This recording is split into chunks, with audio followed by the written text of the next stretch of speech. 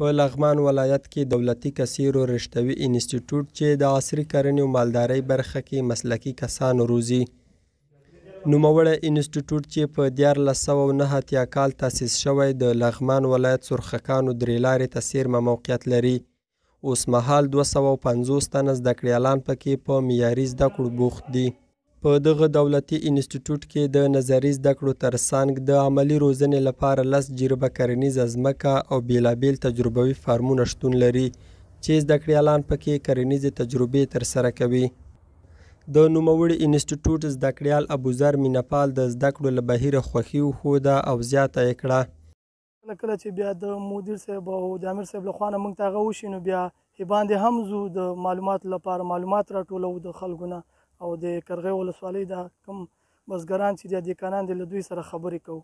البته موږ ډېر خوشحاله یو چې دلته راځو درسونه وایي او بل عملي کارونه کوو پیوند کوو او نور همداسې د بوټو معاینات کوو.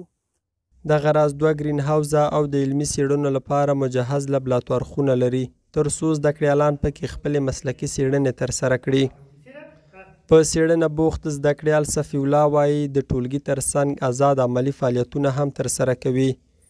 نو موږ خو د ډېرو مضامینو ترڅنګ عملي کارونه کوو. داسې فارم ته ځو، هلته موږ لکه داسې د پیوند طریقې دي، همداسې نور لکه کلمه دي، شاخه بوري ده، دا هلته په فارم کې کوو او د هغې ترڅنګ دلته لابراتوار ته راځو، څیړنې کوو، په بېلابېلو مضامینو کې په بېلابېلو مشخصاتو باندې موږ غږیږو.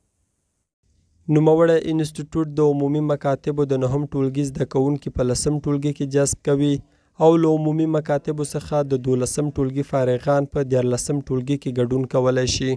د کثیرو رشتوي انسټیټیوټ مسؤل امیر اراد خان راحل وایي په پیل کې یې یوازې د لیسې په کچه زده کوونکي روزل چې په 1498 کال یې د تخنیکي او مسلکي زده کړو له ادارې څخه د اړتیا په اساس د انسټیټیوټ منظوري واخیسته او په راتلونکي کې به لا ډیره پراختیا ورکړي. بسم الله الرحمن الرحیم. دا چې د افغانستان 15% وګړي په کرنه او مالدارۍ بوخت دي. فعلا دپاره موږ دلته یوازې د زراعت په برخه کې کدرونه روزو او ځوانان ټولنې ته وړاندې کوو. په راتلونکي کې پلان لرو چې اوسني عصر ته په کتو د کمپیوټر ساینس همدارنګه د برېښنا په برخه کې چې اشد ضرورت ده غواړو چې دا رشتې هم دلته منظوري واخلو او ځوانان په دې برخه کې وروزو.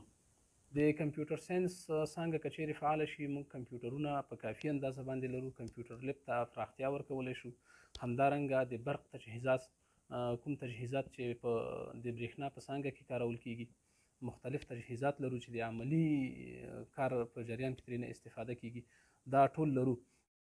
د یادولو وړ ده چې د افغانستان ډیری وګړي اوس هم په دودیزه کرنه او مالدارۍ بوخت دي چې د عصري کېدو لپاره یې د مسلکي مرکزونو د ډیرېدو او پراخېدو اړتیا لیدل کیږي. اجمل صدیقي، لغمان.